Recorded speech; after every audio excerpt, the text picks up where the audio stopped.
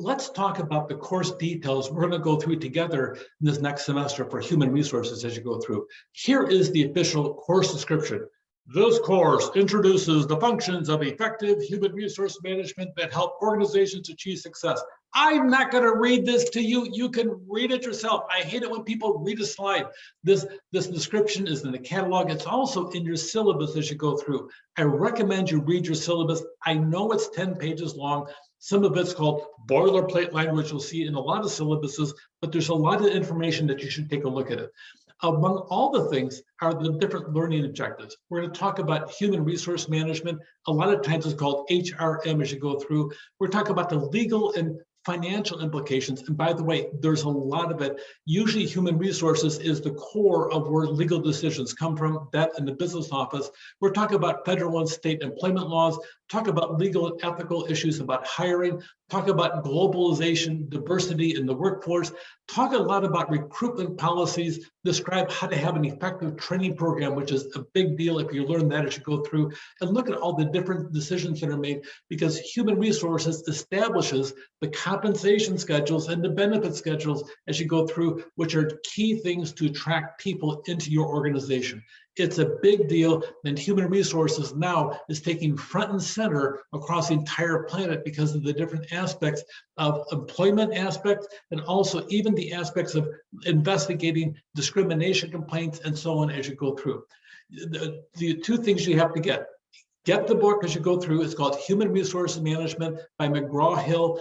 And I recommend you're getting it from the IBC bookstore. And the only reason I'm recommending it over there is that way I can be certain you're getting an edition that has access to Connect. There's a code to get on Connect as you go through. You need to have that. You can buy your book anywhere, but regardless, you need to sit down and make certain that you get what's called Connect, because Connect is where a lot of our homework comes from.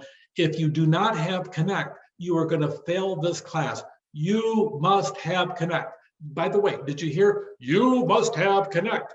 And you need to purchase that along with your textbook as you go through in the process. So here's a picture of the book, a little bit of a background. And by the way, get Connect access as you go through.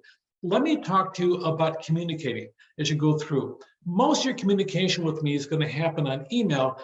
Make certain that you put down Management 288 as you go through and tell me the section number or whatever that could be in the process as you go through.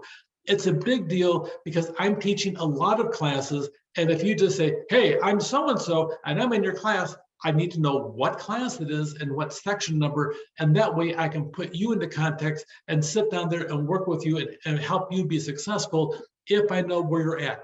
If you send me an email without the class or section number in it, my response is going to be, what class and section number are you in? And then we're going to waste time while you go back and say, oh yeah, just get it right the first time as you go through. It's going to help everything go really well as you go through. Now, course workload, this is pretty standard at college. If it's a 1 hour class time, you need to plan on having 2 hours outside of class. This is a 3 credit hour class.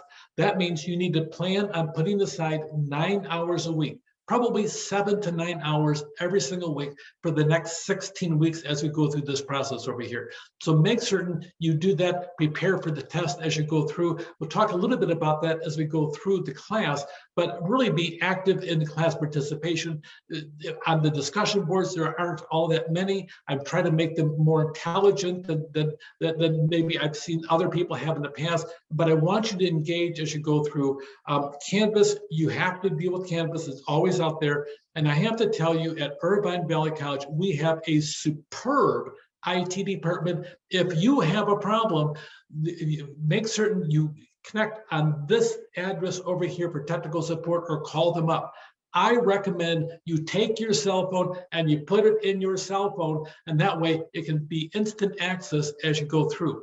Our format for the class is a pod class, and really your cell phone can be a major part of this class as you go through. But I recommend you put this down as you go through.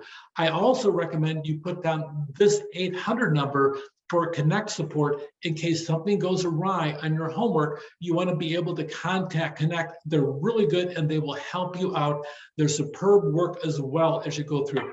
That number here, 451-5696, is for the IVC IT desk, and 800-331-5094 is McGraw-Hill's Connect hotline as you go through. Put them in your phone as you go through. I created a unique format for this type of a class. We don't meet at a special time. We meet at your convenience. So what I do is I take a chapter and I chop it up into pieces, and then I record them and I send them out as you go through. I call these things a pod class, not a podcast, a pod class, little pods of information as you go through. The typical class meeting is 6 minutes to 12 minutes long, and I send them out as you go through, typically at 7 o'clock in the morning. You don't have to listen to it at 7. You can listen to it at 11, 12, 1, 5, whatever time you choose to do that, because it's going to be available for you. So there's two ways of doing it. You can sit down there and look on the module, because I have our class set up by module, week by week modules as you go through, and you can sit down there and listen to the presentations on Canvas as you go through in that module, or you can just sit there and pay attention when it comes across on your phone as an announcement at 7 o'clock in the morning. Now, that being said, sometimes there's more than 5 in a week, or it's a shorter week as you go through. If I have to do extra ones, I try to send it out at 3 o'clock as you go through. So you'll be seeing these coming through on a regular basis. So pay attention to them. I'm making them as convenient as possible for you, because I don't know about you, I'm busy, and so are you. And I want to make certain you have the ability to have solid, good retention on each one of these as you go through. We have different activities. I have a couple of things called HR practice. They're about 15 points each as you go through. I have another one, the chapter assignments. There's one for every single week. They're worth 15 points. There's 3 discussion boards. Listen closely. A discussion board is about discussing. Yes, I know. I knew you would get that as you come through a discussion board. So that being said, you sit down, you post something out over there, and then you respond to 2 other classmates. Yes, that means you're discussing the topic as you go through. I also created 2 things called Crisis for Human Resources. And by the way, if you ever work in human resources, there's a crisis every single week, and they're surmountable that only the superheroes working in human resources can solve. It's not quite that bad, but having a cape and being able to fly can help you an awful lot in this class as you go through. There's going to be a total of 4 tests, 70 points each. I take the lowest score test and I drop it. If you miss a test altogether, there's 3 more to make up for it as you go through. And finally, I have a celebration of learning. Yeah, it's a final, but I like my title better. Celebration of learning, worth 110 points at the very last class as you go through. So due dates are a big deal. Make certain you sit down there and follow them as you go through. I have really 3 different ways to figure out what to do. I have a printed syllabus, or actually a digital syllabus, that I've emailed you already on my site. It's also on Canvas. Also, Canvas, really, on the left-hand side of Canvas, you'll see a thing called syllabus. What it does, it takes all the assignments and it creates its own syllabus in order of due date. It really is very handy.